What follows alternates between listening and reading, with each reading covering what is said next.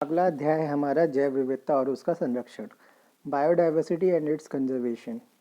जैव विविधता क्या है? आनुवांशिक, जातीय एवं पारिस्थितिकी विविधता पर प्रकाश डालिए अथवा जैव विविधता का विस्तार से परिचय दीजिए। जैव विविधता, बायोडाइवर्सिटी। प्रकृति में विशाल विविधता पाई जाती है जिसमें एक सूक्ष्म प्लैंकटन से लेकर विशाल व्हेल तक के परिसर वाले जीव तक तथा सूक्ष्म लाइकेन, टाइनी लाइकेन से विशाल रेडवुड तक वृक्ष पाए जाते हैं। यह जैविक विविधता एवं संपन्नता प्रकृति का एक अति महत्वपूर्ण भाग है जो पृथ्वी पर विकास की प्रक्रिया का परिणाम है तथा निरंतर संरक्षण का प्रार्थी है। स्पष्ट है कि प्रकृति में जीवित समुदाय के मध्य मिलने वाली विभिन्न किस्मों या प्रजातियों की संख्या एवं विविधता का मापन ही जैव विविधता है। इसमें किसी क्षेत्र के विभिन्न पारिस्थितिकी तंत्रों की संख्या एवं उनमें मिलने वाली जातियों की संख्या महत्वपूर्ण है, क्योंकि पृथ्वी पर स्थानिक अवस्थिति बदलते ही पारिस्थितिकी तंत्र की आकृति भी बदल जाती है तथा जीवों की संख्या एवं विविधता में अंतर आ जाता है। जैव विविधता का अर्थ, मीनिंग ऑफ बायोडाइवर्सिटी। किसी प्राकृतिक प्रदेश में पाई जाने वाली जंगली तथा पालतू जीव जंतुओं एवं पादपों की प्रजातियों की बहुलता को जैव विविधता कहते हैं। पर्यावरणीय ह्रास के कारण विगत वर्षों में ही इस संकल्पना का विकास हुआ है। विगत वर्षों में प्राकृतिक आवासों के विनाश के कारण जैव विविधता संकट गहरा गया है। जैव विविधता के प्रमुख 5 पक्ष निम्नलिखित हैं। विभिन्न प्रकार के पारिस्थितिकी तंत्र जिनमें विविध पादप तथा जीव जंतुओं के समुदाय अपने आवृत्त परिवेश, सराउंडिंग एनवायरनमेंट से आबद्ध रहते हैं। दूसरा, किसी प्रदेश या क्षेत्र में पाई जाने वाली प्रजातियों की कुल संख्या। तीसरा, किसी क्षेत्र में स्थानिक प्रजातियों स्पीसीज की संख्या। चौथा, किसी विशिष्ट प्रजाति की आनुवंशिक विविधता, जेनेटिक डाइवर्सिटी। पांचवा, किसी प्रजाति विशेष की गौड़ जनसंख्या जो आनुवंशिक विविधता का आलिंगन करती है। प्रकृति में पाए जाने वाले विविध जीवों तथा इनके मिले जुले पारिस्थितिकी संबंधों ने जीव मंडल को एक विशिष्ट पहचान तथा उत्पादक विशेषता प्रदान की है। जीवों की इस प्रकृति के आधार पर जैव विविधता को 3 वर्गों में विभक्त कर सकते हैं जो पृथ्वी पर इन पारिस्थितिकीय तंत्रों की रक्षा के लिए आवश्यक है। ये निम्नलिखित हैं। आनुवंशिकी विविधता, जेनेटिक डाइवर्सिटी। यह किसी प्रजाति विशेष में एक समान जीन की विभिन्न पीढ़ियों, वर्जन्स में मिलने वाली विविधता, वैरायटी होती है। जाति विविधता, स्पीसीज डाइवर्सिटीज। किसी पारिस्थितिकी तंत्र या समुदाय विशेष में मिलने वाली विभिन्न प्रकार के जीवों की संख्या का विवरण जातीय विविधता कहलाता है। पारिस्थितिकी विविधता, इकोलॉजिकल डाइवर्सिटी। यह किसी जैविक समुदाय में मिलने वाली पर्याप्तता, रिचनेस एवं जटिलता, कॉम्प्लेक्सिटी का आकलन या मूल्यांकन है, जिसमें नीचे संख्या, नंबर ऑफ निशेज, पोषण स्तर, ट्रॉपिक लेवल्स तथा उस पारिस्थितिकी प्रक्रिया को सम्मिलित करते हैं जो खाद्य जाल के संधारण व पोषण, सस्टेन ऑफ फूड वेब, और इस तंत्र में पदार्थों के पुनर्चक्रण के लिए ऊर्जा का आहरण, एनर्जी कैप्चर करता है। जातियां क्या है? व्हाट इज स्पीसी और व्हाट आर स्पीसीज? जैव विविधता की संकल्पना में जातियों की एक महत्वपूर्ण स्थिति, क्रूशियल पोजीशन होती है, लेकिन सटीक अर्थ में हम प्रकृति में वंश वृद्धि के युग, एबल टू ब्रीड, उत्पादक जीवन तथा पुनः उत्पादक संतान, फर्टाइल ऑफस्प्रिंग वाले समान प्रकार के जीवों की जाति कहते हैं। प्रकृति में पाई जाने वाली विभिन्न जातियों में भूगोल या आकारिकी, फिजियोलॉजी अथवा उनके व्यवहार के कारण पुनः उत्पादक, अलगाव या एकीकरण, रिप्रोडक्टिव आइसोलेशन पाया जाता है। अन्यथा समान गुणों वाले जीवों में जीन हस्तांतरण से उनके विकासात्मक इतिहास में पृथक पहचान हो जाती है। इस प्रकार आकार की दृष्टि से समान गुणों वाले जीवों की एक संख्या होती है जो स्वयं वर्ग विशेष में लैंगिक उत्पादन, सेक्सुअल रिप्रोडक्शन कर सकती हैं, लेकिन जो दूसरे जीवों से मिलने पर उत्पन्न जाति होगी वह उत्पादन नहीं कर सकती है, जाति कहलाती है। विभिन्न जातियों को पुनरुत्पादन, एकीकरण के आधार पर परिभाषित करना कठिन है। प्रकृति में जातियां परस्पर मिलकर वर्ण संकर, हाइब्रिडाइजेशन द्वारा नवीन जातियों को जन्म देती है। पृथ्वी पर जातियों की संख्या, number of species of the earth. 19वीं शताब्दी के महान अन्वेषक युग की समाप्ति के उपरांत कुछ वैज्ञानिकों ने स्पष्ट किया है कि पृथ्वी पर पाई जाने वाली प्रत्येक महत्वपूर्ण जीवित वस्तु को खोज कर उसका नामकरण करना चाहिए। इनमें से अधिकांश अन्वेषण पक्षियों तथा स्तनधारियों की करिश्माई प्रभुत्व कैरिस्मेटिक वाली जातियों पर प्रकाश डालते हुए किए गए। विगत दशकों में कीड़े मकोड़े व कवकों फंगस के बारे में किए गए अध्ययनों से स्पष्ट हुआ कि पृथ्वी पर अभी लाखों मिलियंस नवीन जातियों का वैज्ञानिक अध्ययन किया जाना शेष है। अब तक किए गए अध्ययनों के उपरांत माना गया है कि वर्तमान में पृथ्वी पर जीवों की लगभग 2.1 मिलियन ज्ञात जातियां पाई जाती हैं, जबकि कुल जातियां 9 से 52 मिलियन अनुमानित की गई हैं। इनमें से 30 मिलियन केवल उष्णकटिबंधीय कीटों ट्रॉपिकल इंसेक्ट्स की हैं। पृथ्वी पर कुल ज्ञात जातियों का 70% अकशेरुकी इनवर्टिब्रेट्स जीवों की है, जिनमें कीट स्पॉन्जी, शीप जिसको हम क्लैम्स कहते हैं तथा कृमि वॉर्म्स मुख्य हैं। विश्व की कुल जातियों का केवल 10 से 15% उत्तरी अमेरिका एवं यूरोप में पाए जाते हैं। विकसित देशों में उच्च पादपों तथा जीवों की नवीन प्रजातियां विरलता में ही मिलती हैं। इसलिए जैव विविधता का मुख्य केंद्र उष्णकटिबंधीय क्षेत्र ही हैं। इन महाविविधता मेगा डाइवर्सिटी वाले देशों में मिलने वाली अनेक जातियों का तो अभी तक वैज्ञानिकों द्वारा अध्ययन ही नहीं किया गया है। उदाहरणार्थ मलेशिया प्रायद्वीप में फूलदार पौधों की लगभग 8,000 जातियां पाई जाती हैं, जबकि ब्रिटेन में केवल 1400 जातियां ही हैं, जिसका क्षेत्रफल मलेशिया प्रायद्वीप से 2 गुना है। इस प्रकार ब्रिटेन में जितनी उच्च पादपों की प्रजातियां हैं इस प्रकार ब्रिटेन में जितनी उच्च पादपों की प्रजातियां हैं उससे अधिक वनस्पतिविद हैं। दूसरी ओर दक्षिणी अमेरिका में सैकड़ों वनस्पतिविद हैं, जबकि वहां पादपों की 2 लाख प्रजातियां हैं। पारिस्थितिकी तंत्र की जैव विविधता इकोसिस्टम बायोडाइवर्सिटी प्रकृति में पाए जाने वाला एक विशिष्ट जैविक समुदाय तथा इसका भौतिक पर्यावरण जिससे यह अंतःक्रिया करके पदार्थ एवं ऊर्जा का आदान प्रदान करता है, पारिस्थितिकी तंत्र कहलाता है। पारिस्थितिकी तंत्र भौतिकी पर्यावरण के तत्वों, संरचना, ऊर्जा एवं पदार्थों के प्रवाह आदि के कारण या आदि के आधार पर भिन्नता रखता है। पृथ्वी पर पाया जाने वाला जीव मंडल सबसे बड़ा पारिस्थितिकी तंत्र है, लेकिन इसमें भी उपर्युक्त घटकों की भिन्न प्रकृति के कारण अंतर आ जाता है। पारिस्थितिकी तंत्र की भी अपनी स्वतंत्र जैव विविधता होती है, यह उसकी प्रकृति पर निर्भर करता है। उदाहरणार्थ वन पारिस्थितिकी तंत्र, घास पारिस्थितिकी तंत्र, झील पारिस्थितिकी तंत्र, सागरीय पारिस्थितिकी तंत्र, डेल्टा एवं ज्वार नदमुखी पारिस्थितिकी तंत्र आदि में जैव विविधता में भारी अंतर पाया जाता है।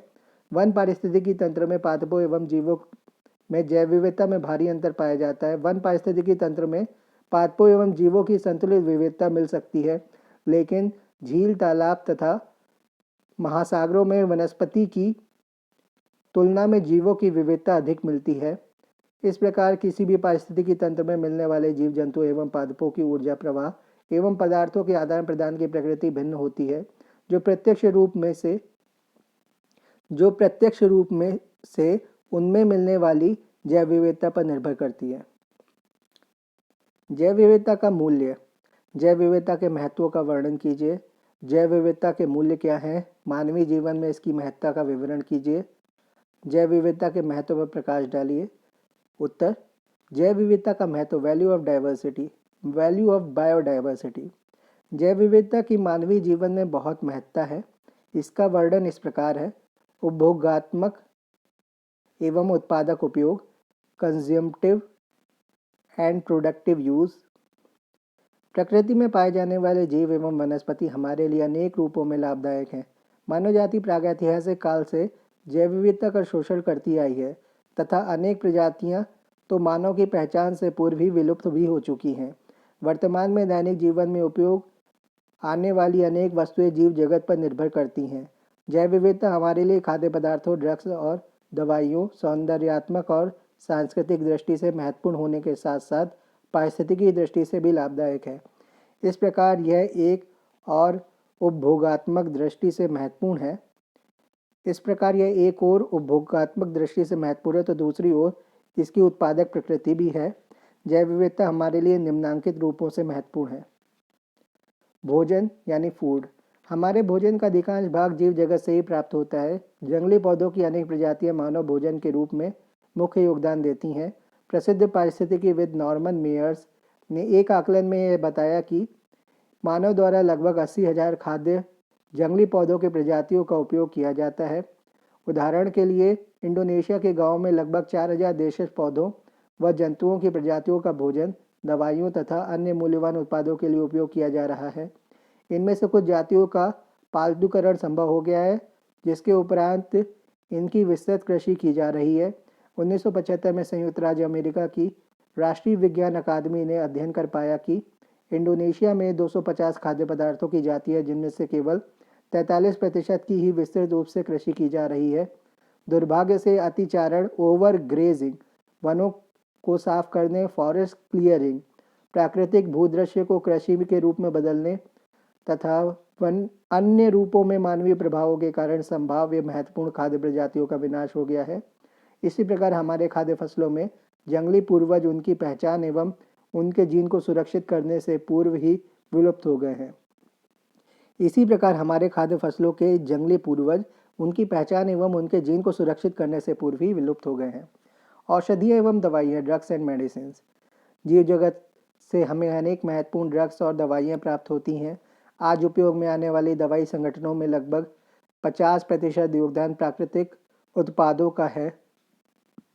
संयुक्त राष्ट्र विकास कार्यक्रम ने फार्मास्यूटिकल्स उत्पादों के मूल्यों का आकलन कर बताया कि तीसरी दुनिया से प्रतिवर्ष 30 बिलियन $US मूल्य के पौधे, जंतु और सूक्ष्म जीव दवाइयों के उपयोग के लिए प्राप्त किए जाते हैं। कुछ मूल समुदायों, इंडिजिनस कम्युनिटीज़ को रक्षित रखा गया है। इनमें से अनेक की जैव तस्करी, बायोपायरेसी की गई है। मेडागास्कर पेरिविंकल, जिसको हम कैथेरैंथस रोजस भी कहते हैं, पौधे से विनब्लास्टीन एवं विनक्रिस्टीन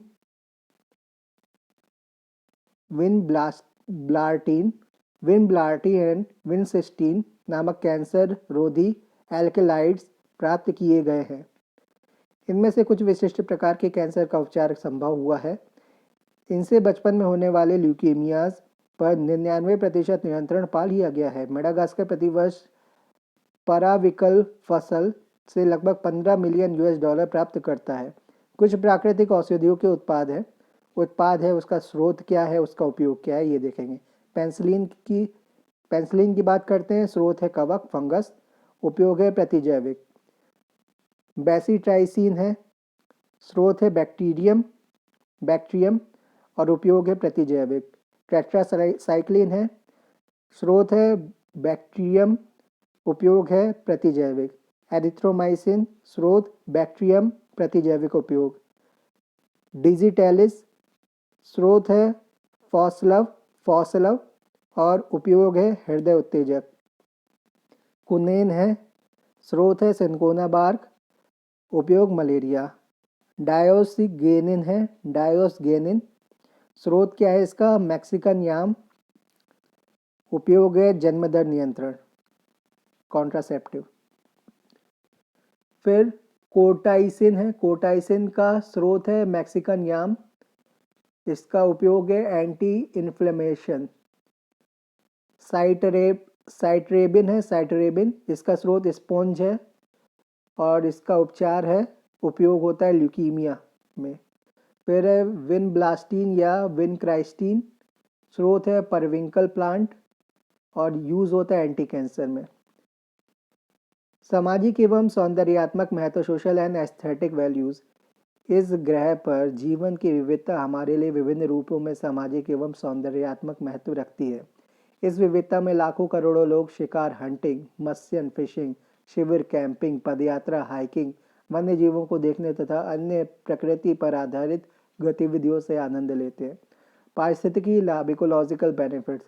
तकनीकी विकास के कारण यद्यपि पर्यावरण प्रतिदिन मानव जीवन के लिए कृत्रिम बनता जा रहा है, पर्यावरण में रहने वाले विभिन्न जीव पारिस्थितिकी दृष्टि से मानव जीवन की सेवाएं प्रदान करने के लिए जुड़ रहे हैं। मृदा निर्माण, अपशिष्ट निस्तारण, वेस्ट डिस्पोजल, वायु एवं जल शुद्धिकरण, पोषक चक्रीकरण और सौर ऊर्जा का अवशोषण एवं जैव भू रासायनिक और जलीय चक्रों का प्रबंधन आदि सभी जैव विविधता पर निर्भर करते हैं। इन सभी सेवाओं का प्रतिवर्ष का पारिस्थितिकीय मूल्य लगभग 33 ट्रिलियन $US आका गया है। यह मूल्य विश्व के कुल सकल राष्ट्रीय उत्पाद ग्रॉस नेशनल प्रोडक्ट जीएनपी का दुगना है। पृथ्वी का पारिस्थितिकी तंत्र करोड़ों वर्षों में विकसित हुआ है। प्रकृति ने इस संपूर्ण तंत्र को पारिस्थितिकी प्रक्रियाओं द्वारा अनुरक्षित मेंटेन किया है, जिसके लिए हमें कोई कीमत नहीं चुकानी पड़ी। पारिस्थितिकी तंत्र की स्थिरता में जैव विविधता की भूमिका के बारे में एक बड़ा विवाद रहा है। गणितीय मॉडल से स्पष्ट हुआ है कि साधारण पारिस्थितिकी तंत्र स्थिर हो सकता है। मिनीसोटा के पारिस्थितिकीविद डेविड टिलमैन ने क्षेत्र अध्ययन कर बताया कि विविधतापूर्ण जैविक समुदाय अपनी स्थिरता को आसानी से कायम रखता है, जबकि कम जातियों वाला पारिस्थितिकी तंत्र शीघ्रता से पुनः पूरित नहीं हो पाता। जैव विविधता के स्तर देख लेते हैं। वैश्विक, राष्ट्रीय तथा स्थानीय स्तरों पर जैव विविधता को समझाइए अथवा निम्न पर संक्षिप्त टिप्पणी लिखिए। पहला है विश्वव्यापी जैव विविधता, दूसरा राष्ट्रीय जैव विविधता, तीसरा स्थानीय जैव विविधता, चौथा भारत एक विशाल जैव विविधता वाला राष्ट्र। अथवा भारतवर्ष में जैव विविधता का स्तर बताइए। उत्तर देख लेते हैं। विश्वव्यापी जैव विविधता, ग्लोबल बायोडाइवर्सिटी। विश्वव्यापी जैव विविधता में जीव मंडलीय वृहद पारिस्थितिकी तंत्र में मिलने वाली जैव विविधता को सम्मिलित किया जाता है। इसका क्षेत्रीय विस्तार अधिक होने के कारण भौगोलिक कारकों की बदलती प्रकृति से भिन्नता अधिक मिलती है। विश्वव्यापी जैव विविधता में विविधता के प्रमुख कारण स्थलाकृति तथा जलवायवीय संपूर्ण जैव मंडल में लगभग 21 मिलियन ज्ञात जीवित जातियां हैं तथा 50 मिलियन कुल जातियां होने का अनुमान लगाया जाता है। इनमें अनेक एकाकी वर्ग आइसोलेटेड ग्रुप्स मिलते हैं जो अपने परिवेश के अनुसार अनुकूलित होते हैं। संपूर्ण प्रकृति में मिलने वाली जैव विविधता में जलवायु कटिबंध सीमा निर्धारित करते हैं। भूमध्य रेखीय वर्षा वन प्रदेशों की जैव विविधता टैगा वन प्रदेशों का टुंड्रा प्रदेश से जलवायु के कारण भिन्नता रखती है। भूमध्य रेखीय वर्षा वन प्रदेशों की जैव विविधता टैगा वन प्रदेशों का टुंड्रा प्रदेशों से जलवायु के कारण भिन्नता रखती है। इस प्रकार सर्वाधिक संपन्न जैव विविधता भूमध्य रेखीय वर्षा वन प्रदेश हैं, जो विश्वव्यापी जैव विविधता में मुख्य भूमिका रखते हैं। राष्ट्रीय या आवास जैव विविधता, नेशनल और हैबिटेट बायोडाइवर्सिटी। राष्ट्रीय स्तर पर जैव विविधता का सीमांकन एक सीमा तक राष्ट्रीय या राजनीतिक इकाइयों के प्रभाव क्षेत्र पर निर्भर करता है। यह विश्वव्यापी जैव विविधता का एक भाग है।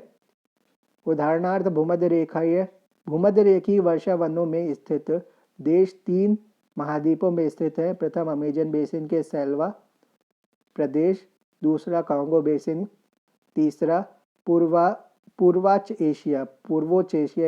एशिया के द्वीप समूह वाला क्षेत्र। तो पहला है अमेजन का सेल्वा, दूसरा है कांगो का बेसिन, तीसरा है एशिया के पूर्व वाला क्षेत्र।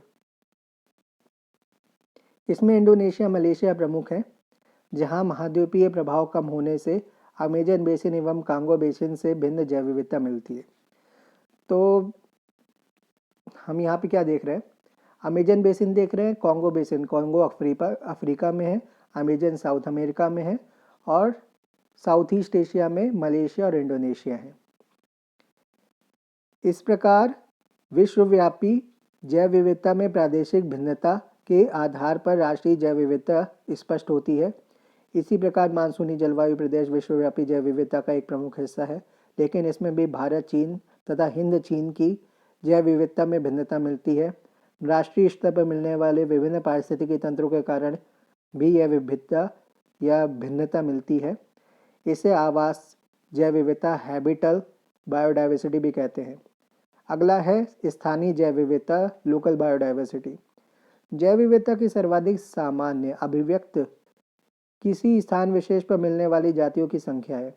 इसे स्थानीय जैव विविधता कहते हैं। जैव विविधता स्थिर नहीं है तथा इसके स्थानिक वितरण में बदलती पारिस्थितिकीय दशाओं में भिन्नता मिलती है। भारत के राष्ट्रीय स्तर पर मिलने वाली जैव विविधता में भी इसके विभिन्न पारिस्थितिकी प्रदेशों के अनुसार भिन्नता मिलती है। हिमालय पर्वतीय प्रदेश की जैव विविधता थार के मरुस्थल तथा तटवर्ती मैदानों की तुलना में बिल्कुल भिन्न है। इसी प्रकार आवास यानी हैबिटेट की प्रकृति के अनुसार भी स्थानीय जैव विविधता बदल जाती है। जैसे हिमालय के वन के क्षेत्रों की जैव विविधता गंगा नदी बेसिन, डेल्टा क्षेत्रों या झीलों यानी चिल्का झील और सांभर झील से भिन्न होती है। स्थानीय जैव विविधता में भिन्नता का मुख्य कारण स्थानीय स्तर पर बदलती पारिस्थितिकी तंत्रों की प्रकृति है। नदी पारिस्थितिकी तंत्र, झील पारिस्थितिकी तंत्र पर्वतीय पारिस्थितिकी तंत्र, डेल्टाई पारिस्थितिकी तंत्र आदि की भिन्न प्रकृति से उनकी जैव विविधता भी भिन्न मिलती है। स्पष्ट है कि किसी भी स्थानीय स्तर पर मिलने वाली जीवित जातियों की संख्या को स्थानीय जैव विविधता कहते हैं। किसी भी स्थानीय स्तर पर मिलने वाली जीवित जातियों की संख्या को स्थानीय जैव विविधता कहते हैं। अगला है, भारत एक विशाल जैव विविधता वाला राष्ट्र है। India as a mega biodiversity nation. Bharat में पाई जाने वाली भौगोलिक दशाओं की भिन्नता और विविधता के कारण विशाल जैव विविधता पाई जाती है। देश में मिलने वाली जैव विविधता में धरातलीय स्वरूप एवं जलवायुवीय भिन्नता या जलवायु की भिन्नता के कारण अक्षांशीय वितरण मिलता है। तो क्या है यहाँ पर, देश में मिलने वाली जैव विविधता में धरातली स्वरूप जैसे मैदान हो गए, पठार हो गए, पर्वत हो गए, मरुस्थल हो गए, बहुत सारी ऐसी चीज़ें, एवं जलवायु की भिन्नता। जलवायु की भिन्नता, कहीं गर्मी, कहीं सर्दी, कहीं पे बरसात है, कहीं पे सूखा है, तो ये सारी, इसके कारण अक्षांशीय वितरण मिलता है। अक्षांश क्योंकि ये कर्क रेखा के पास और भूमध्य रेखा के बीच में ही भारत ज़्यादातर फैला है, और कर्क और ऊपर 66 डिग्री अक्षांश के बीच में, जिसको हम यहाँ पे ट्रॉपिकल भी हमें चीज़ें देखने को मिलेंगी और टेम्परेट भी चीज़ों को देखने को मिलेंगी, क्योंकि यहाँ पे पहाड़ भी है, यहाँ पे पठार भी है, और यहाँ पे मरुस्थल भी है, और यहाँ पे समुद्र भी है। तो अक्षांशीय वितरण देखने को मिलता है। अक्षांश क्या होते हैं, जिसको हम लैटिट्यूड्स कहते हैं। उत्तर में पर्वतीय भूस्वरूप पाया जाता है। जीवों में मृग, याक आदि मिलते हैं, जबकि गंगा के मैदान के पश्चिमी भाग में शुष्क दशाएं मिलती हैं। फलस्वरूप मरुदभिद पादप एवं चीतल, हिरण, chinkara, godown, great Indian bustard आदि शुष्क दशाओं में रहने वाले जीव मिलते हैं, मरुस्थल वाले। तथा इस प्रकार के देश में विशाल जैव विविधता मिलती है। हमारे देश में हरे पादपों की संख्या 45,000 तथा जीव जंतुओं की संख्या 81,000 प्रजातियां मिलती हैं। हरे पादप 45,000 प्रजातियां, जीव जंतुओं के 81,000 प्रजातियां हैं। यहाँ कीट पतंगों की 60,000 प्रजाति, मछलियों की 2,546 प्रजातियां, पक्षियों की 1,230 प्रजातियां, सरीसृपों की 440 प्रजातियां, स्तनधारियों की 372 प्रजातियां, उभयचरों की 204 प्रजातियां मिलती हैं। इस प्रकार भारत के विश्व के 12 सर्वाधिक जैव विविधता वाले देशों में से एक है। भारत विश्व में 12 सर्वाधिक जैव विविधता वाले देशों में से एक है, जहां विश्व के 6.5 जीव जंतुओं की प्रजातियां स्पीसीज मिलती हैं। तो विश्व में अगर 100 हैं तो भारत में 6.5 मिलेंगी। इसका मतलब ये है। जैव विविधता के खतरे देख लेते हैं। जैव विविधता के संकट या हानि के प्रमुख कारणों का वर्णन कीजिए, अथवा क्या कारण है कि विश्व एवं भारतवर्ष की जैव विविधता में धीरे धीरे कमी आती जा रही है, संक्षेप में समझाइए। जैव विविधता का संकट, थ्रेट्स ऑफ बायोडाइवर्सिटी। प्रकृति में विभिन्न जातियों के जीवों का मरना एवं उनके स्थान पर अन्य नवीन जातियों के उद्भव होने की प्रक्रिया प्राचीन काल से ही चली आ रही है। बिना किसी विघ्न वाले पारिस्थितिकी तंत्रों में जातियों के विलोपन की दर प्रति दशक एक जाति है। प्रति दशक एक जाति है। इस शताब्दी में फिर भी पारिस्थितिकी तंत्र पर मानवीय प्रभाव ने जीवों के विलोपन की इस दर को बढ़ाया है। वर्तमान में प्रतिवर्ष 100 से लेकर 1000 तक विविध जीवों की जातियां तथा उपजातियां विलुप्त हो रही हैं। यदि वर्तमान दर निरंतर चलती रही तो हम आगामी कुछ दशकों में ही पौधों, जंतुओं और सूक्ष्मजीवों, माइक्रोब्स की लाखों प्रजातियों को नष्ट कर देंगे। वर्तमान में जैव विविधता के ह्रास के कारणों में उनके प्राकृतिक आवासों का विनाश, शिकार और त्वरित मत्स्यन, व्यापारिक उत्पादन तथा बढ़ता प्रदूषण मुख्य हैं। इन मानव जनित कारणों के अतिरिक्त कुछ प्राकृतिक कारण भी हैं जिनसे जैव विविधता का ह्रास होता है। इनमें तापमान में वृद्धि, जलवायु परिवर्तन, ओजोन में अल्पता तथा अम्लीय वर्षा, एसिडिक रेन के अतिरिक्त अन्य आकस्मिक घटनाएं प्रमुख हैं। जैव विविधता में कमी या हानि के कारण। प्रकृति में जैव विविधता में कमी या हानि के प्रमुख कारण निम्नलिखित हैं। आवासों का विनाश, हैबिटेट डिस्ट्रक्शन और लॉस। विश्व में जैव विविधता का प्रमुख कारण विगत शताब्दी में किया गया उनका आवासों का विनाश है। तीव्र गति से वनोन्मूलन करके वन्य जीवों को एकाकी समूह, आइसोलेटेड ग्रुप्स में विभक्त कर दिया, जो विपदाओं से निपटने में अक्षम हैं। सामान्य दशाओं में छोटी संख्या में मिलने वाले जीव समुदाय वंश वृद्धि करने में पर्याप्त सक्षम नहीं हैं या नहीं होते हैं। विश्व में वन, आर्द्रभूमि तथा अन्य बड़े जैविक संपन्नता वाले पारिस्थितिकी तंत्र मानव जनित कारणों से लाखों प्रजातियों के विलुप्त होने की समस्या से जूझ रहे हैं। आवासों का विनाश करके हमने न केवल प्रमुख जातियों प्रोमिनेंट स्पीशीज को विलुप्त किया है, वरन अनेक ऐसी जातियों का भी विलोपन कर दिया है जिनसे हम आज तक अवगत नहीं थे। वन्य जीवों का अनाधिकार शिकार, पोचिंग ऑफ वाइल्ड लाइफ। विश्व में वन्य जीवों के अवैध शिकार एवं व्यापार के कारण उनकी तीव्रता से विलुप्त होने का संकट उत्पन्न हो गया है। वन्य जीवों का खाद्य पदार्थों के रूप में उपयोग के अतिरिक्त इनसे अनेक ऐसे उत्पाद प्राप्त किए जाते हैं। इनमें समूर, जिनको हम फर्स कहते हैं, FURS, खाले, हाइड्स, HIDES, सींग, हॉर्न्स, जीवित नमूने तथा चिकित्सा उपयोग की गौण वस्तुएं सम्मिलित हैं। एशिया, अफ्रीका तथा लैटिन अमेरिका के विकासशील देशों में पाई जाने वाली संपन्न जैव विविधता आज विश्व में वन्य जीवों एवं जंतु उत्पादों के मुख्य स्रोत बनी रही हैं। इन देशों से वन्य जीव उत्पादों की आपूर्ति बढ़ती जा रही है, जबकि यूरोपीय, उत्तरी अमेरिका और कुछ एशियाई देश इन उत्पादों के मुख्य आयातक हैं।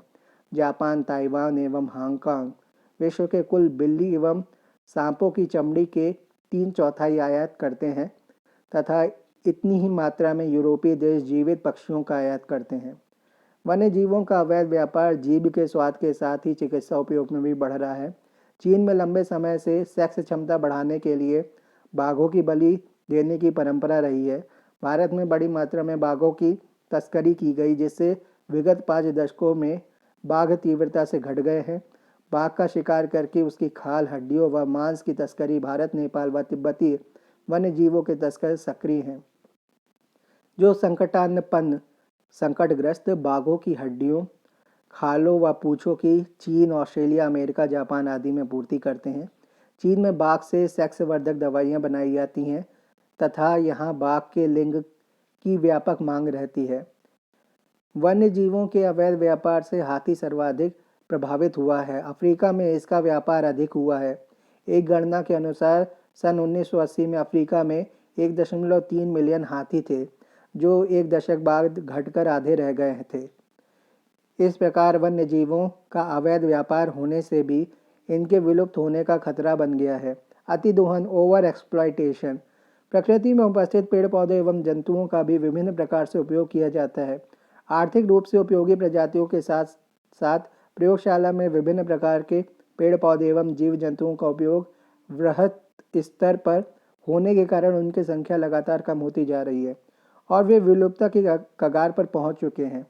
उदाहरण के लिए घटपर्णी, नीटम, साइलोटम जैसे पौधे और मेढक, जिसको हम राना टिग्रिना कहते हैं, जैसे जंतु।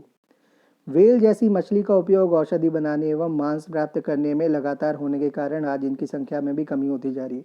व्हेल से ऑयल भी प्राप्त किया जाता है। व्हेल का ऑयल का जो उसकी चर्बी होती है उसका मेडिसिन्स में यूज़ होता है, खाने में यूज़ होता है, कॉस्मेटिक्स में यूज़ होता है, बहुत सारी चीज़ें, चर्म रोग को, कुष्ठ रोग को सही करने में यूज़ होता है, तो इसलिए भी व्हेल का शिकार होता है। इसी प्रकार पोडोफाइलम एकोनिटम, डायस्कोरिया, राउल्फिया, काप्टिस जैसे पौधों का औषधि उपयोग होने के कारण इनकी संख्या भी लगातार कम होती जा रही है। इस प्रकार ये अतिदोहन का शिकार हो चुके हैं। अजायब घरों व अनुसंधान हेतु संग्रहण, कलेक्शन फॉर जू एंड रिसर्चेज। आज संपूर्ण विश्व में जंगली पादप एवं जंतु प्रजातियों को अध्ययन, अनुसंधान कार्य एवं औषधियों प्राप्त करने के लिए जैविक प्रयोगशालाओं में संग्रहित किया जा रहा है तथा मनोरंजन हेतु उन्हें अजायब घरों, जू में कैद किया जा रहा है। बंदर, चिंपैंजी जैसे प्राइमेट्स का उपयोग अनुसंधानशालाओं में उनके आंतरिक संरचना एवं अन्य प्रकार के अध्ययनों में किया जाता है, जिसके कारण इनकी संख्या में लगातार कमी आती जा रही है। विदेशज प्रजाति का परिचय, इंट्रोडक्शन ऑफ एक्सोटिक स्पीशीज। आज हम विभिन्न प्रकार की विदेशी पादप एवं जंतु प्रजातियों का आयात कर अपने स्वार्थों की पूर्ति करते हैं। इन विदेशी पादप प्रजातियों के आगमन या परिचय के कारण आज देशी प्रजातियों के समक्ष भोजन एवं आवास जैसी समस्याएं उत्पन्न हो जाती हैं। कीटनाशकों का उपयोग, यूज ऑफ पेस्टिसाइड्स। कीटनाशी व खरपतवारनाशी रसायनों के उपयोग ने भी जैव विविधता को भी प्रभावित करना प्रारंभ कर दिया है। इसके लगातार उपयोग के कारण बहुत सी पादप एवं जंतु प्रजातियां समाप्त होती जा रही हैं।